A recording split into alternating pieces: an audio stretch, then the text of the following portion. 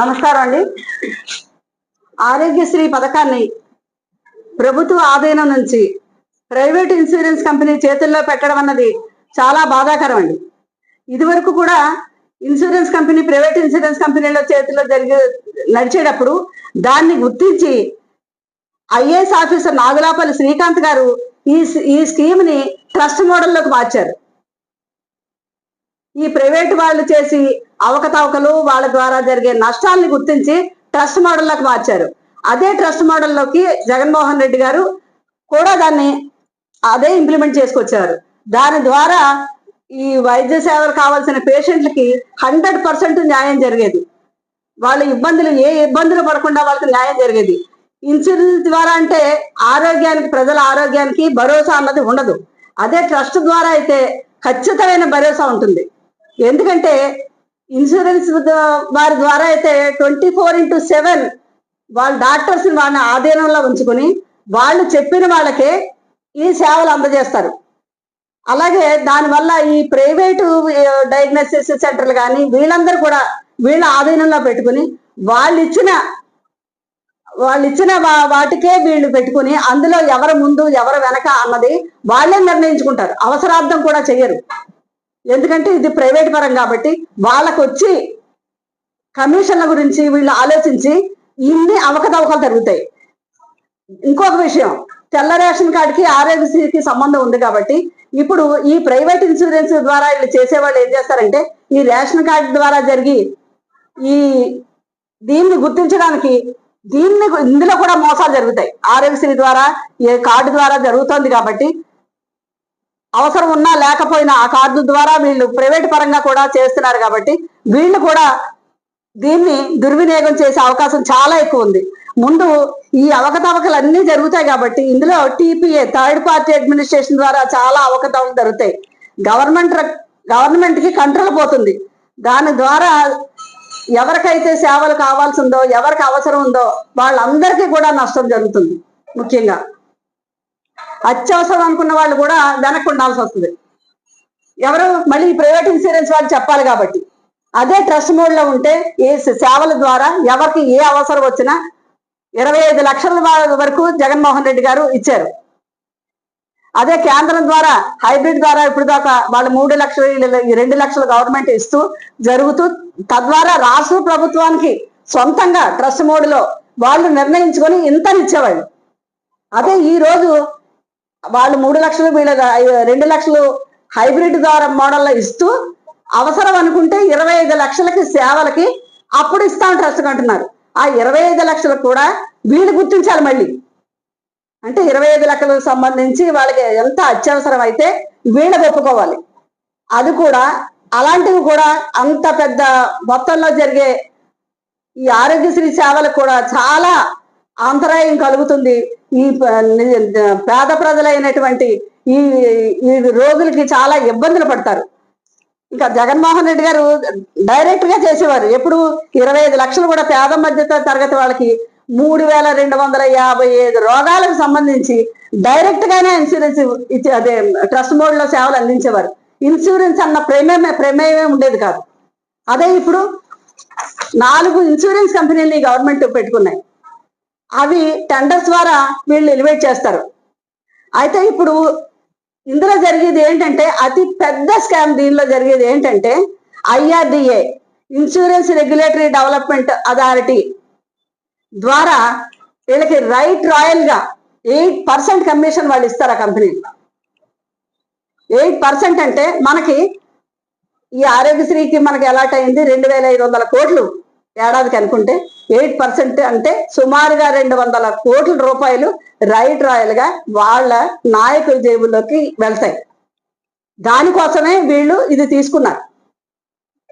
2500 కోట్లకి ఇంచుమించు 200 కోట్లు అంటే వీళ్ళు ఉన్న ఈ 4 సంవత్సరాలకి తీసుకుంటే సుమారుగా 800 కోట్ల రూపాయలు డైరెక్ట్ గా వీళ్ళ జేబుల్లోకి వెళ్తుంది. అన్యాయంగా పేద ప్రజల పొట్టలు కొట్టి వాళ్ళకి వెళ్ళడం అవుతుంది. ఈ 200 కోట్లు ఏడాదికి అలాగే 800 కోట్లు 4 సంవత్సరాలకని చూసుకుంటే ఈ గవర్నమెంట్ హాస్పిటల్స్ లో ఉన్న అవసరాలు కానీ గవర్నమెంట్ హాస్పిటల్లో ఉన్న ఇన్ఫ్రాస్ట్రక్చర్ కానీ లేకపోతే ఎన్నో విలువైన పరికరాలు కానీ కొనుగోలు చేయొచ్చు. ఏడాదికి 200 కోట్లు అంటే ఇవన్నీ ట్రస్ట్ మోడల్లో జరిగితే ఇవన్నీ కూడా డైరెక్ట్ గా ప్రజలకి గవర్నమెంట్ హాస్పిటల్కి దక్కేది. ఇప్పుడు ఈ విషయం మాత్రం ఇది ఈ నాయకుల జేబులోకి డైరెక్ట్ గా ఇది వెళ్తుంది. ఇవన్నీ జరిగినప్పుడు ఇన్ని చేసిన ఇన్సూరెన్స్ కంపెనీలు ఎప్పుడు నష్టపోవండి. ఎన్ని % ఇచ్చేసి ఇన్ని డబ్బులు ఇచ్చేస్తున్నాయి, ఎలా ఇచ్చేస్తున్నారు అనుకుంటే వాళ్ళు ఎప్పుడు నష్టపోవు. ఎందుకంటే వాళ్ళకి మళ్ళీ రీఇన్సూరెన్స్ అనే సౌకర్యాన్ని పెట్టుకుంటారు. వాళ్ళకి అది బాగలేదు. వాళ్ళకి మోటో ఏం కాదు, వాళ్ళకి సర్వీస్ మోటివ్ ఏం కాదు.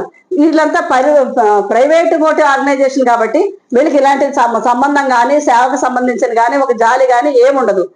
అదే ప్రజలకు సేవ చేస్తాము అని గవర్నమెంట్లు ఏర్పాటు చేసుకుని ప్రభుత్వంలోకి వచ్చిన ఈ నాయకులు ప్రైవేట్ పరం చేయడం ఏంటిది? ఈ ఇన్సూరెన్స్ ని, ఈ ఆరోగ్యశ్రీ దీన్ని ప్రైవేట్ పరం చేయడం ఏంటి? వాళ్ళంటే సేవా దృక్పథంతో ఇన్సూరెన్స్ వాళ్ళు ఏమీ రారు. వాళ్ళు ఏదో ఒక ఆశించే లాభాపేక్షతోనే దీనికి ఈ వ్యాపారంలోకి వస్తారు.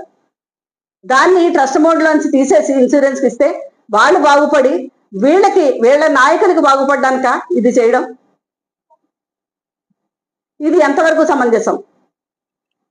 ప్రజలకు సేవ చేయవలసిన ప్రభుత్వమే ప్రైవేట్ వాళ్ళ కొమ్ములు కాసి వాళ్ళకే ఎక్కువ సేవ చేసి వాళ్ళ అభివృద్ధికే వీళ్ళు దోహదపడుతుంటే ఈ ఎన్నుకున్న ప్రజలకి ఏం సమాధానం చెప్తారు? ఈ ప్రజల్ని అసలు ప్రజల్లాగా చూడట్లేదా? ఇన్సూరెన్స్ కంపెనీలు నష్టపోకుండా రీఇన్సూరెన్స్ చేసుకుంటాయి కాబట్టి వాళ్ళకి ఏ బాధ ఉండదు కాబట్టి వాళ్ళు బాగానే ఉంటారు. అవసరానికి కావలసిన ఈ పేషెంట్లకి వైద్యం సరిగ్గా అందదు. అదే ట్రస్ట్ మోడల్లో అయితే ఒక ప్రకారంగా వెళ్ళిపోతూ ఉంటుంది. అదే ఇన్సూరెన్స్ వాళ్ళు అయితే వాళ్ళు చెప్పిన వాళ్ళకే జరుగుతుంది. అత్యవసరంగా ఉన్న వాళ్ళకి ప్రాణాలు కూడా పోతాయి. ఇన్ని ఎందుకు చేస్తున్నారు? అదే జగన్మోహన్ రెడ్డి గారు హయాంలో ప్రభుత్వ కళాశాలలు మొన్నటి వరకు ఎన్ని ఉండేవి? ఇన్ని సంవత్సరాలు చంద్రబాబు నాయుడు గారు ముఖ్యమంత్రిగా పరిపాలన చేసినప్పుడు ఆయన ఒక్కటైనా మెడికల్ కాలేజీ కట్టగలిగారా? ఒక్కటి కూడా లేదు కదా. అదే జగన్మోహన్ రెడ్డి గారు వచ్చినప్పుడు 17 కళాశాలను ప్రారంభించారు. అందులో ఆల్రెడీ 6 కళాశాలలు 23-24 సంవత్సరంలో ప్రారంభించారు. మిగిలిన వాటికి కూడా 11 వాటిని కూడా చేయాలంటే జగన్మోహన్ రెడ్డి గారికి ఎక్కడ పేరు వచ్చేస్తుందో, ఆయన కట్టారన్న బాధతో ఆ దుగ్ధతో మరి ముఖ్యంగా పులివెందుల్లో అంతా కూడా రెడీ అయిపోయింది. ఇంకంతా కూడా ఎక్కర్లేదు. అక్కడ ఆయనకి ఎక్కడ పేరు వస్తుందని అక్కడికి ఈ సంవత్సరం మెడికల్ కాలేజ్ సీట్లు కూడా ఇస్తామని చెప్తే మాకు వద్దు, మాకు ఇన్ఫ్రాస్ట్రక్చర్ లేదు అని చెప్పారు. అది చాలా హాస్యాస్పదం కదండి. ఇన్ఫ్రాస్ట్రక్చర్ లేదని ఇచ్చే సీట్లు అనుకుంటారా? ఉన్నంతలో ఏర్పాటు చేసుకుని సీట్లకు వస్తే పేద మధ్య తరగతి విద్యార్థులందరూ కూడా వాళ్ళు చదువుకుంటారు కదా. ఎవరో ఇప్పుడు చదువుల్లో ఎంతో ముందంగా ఉంటున్నారు పేద మధ్య తరగతి విద్యార్థులు కూడా. ఇది ఉన్నత విద్య లేకపోతే ఎంబీబీఎస్ లాంటివన్నీ, ఎంబీబీఎస్ సీట్లన్నీ, ఇలాంటి సీట్లన్నీ ఎవరికి డబ్బున్న వాళ్ళే చదువుకోవాలా? ప్రతిభ ఎవరి సొత్తు కాదు కదా. పేద మధ్య తరగతి విద్యార్థుల్లో కూడా ఎంతో మంది చదువుకున్న వాళ్ళు ఉన్నారు. అదే గవర్నమెంట్ పరంగా కానీ ప్రభుత్వ కళాశాలలు, వైద్య కళాశాలలు ఉంటే పేద పిల్లలు వాళ్ళ ప్రతిభను చూపించుకుని అందులో సీటు తెచ్చుకుని చదువుకుంటారు కదా. తద్వారా వీళ్ళందరూ కూడా ఆర్థికంగా ఒక ముందడుగు వేస్తారు కదా, కుటుంబాలు ముందుకు వస్తారు కదా. ఇవన్నీ కూడా లేకుండా వీళ్ళు ఇది చేయడం అంటే ఇన్సూరెన్స్ బోర్డుని ట్రస్ట్ లోన్ తీసి ప్రైవేట్ ఇన్సూరెన్స్ ఇవ్వడం, మెడికల్ కళాశాలను తగ్గించేయడం, ఒక 3-4 దశల వారీగా ప్రైవేట్ పీపీపీ పరం చేస్తారట. పీపీపీ పరం ఏంటో ఇది పిచ్చి పరాకాష్ట పద్ధతిలా కనబడుతుంది. ఇది చేస్తుంటే ఇది కాదు కదా పద్ధతి. ప్రజలకు ఉపయోగపడి చేయండి. ప్రజలు మిమ్మల్ని మీరు ఎందుకు ఎన్నుకున్నారో అది చూడండి.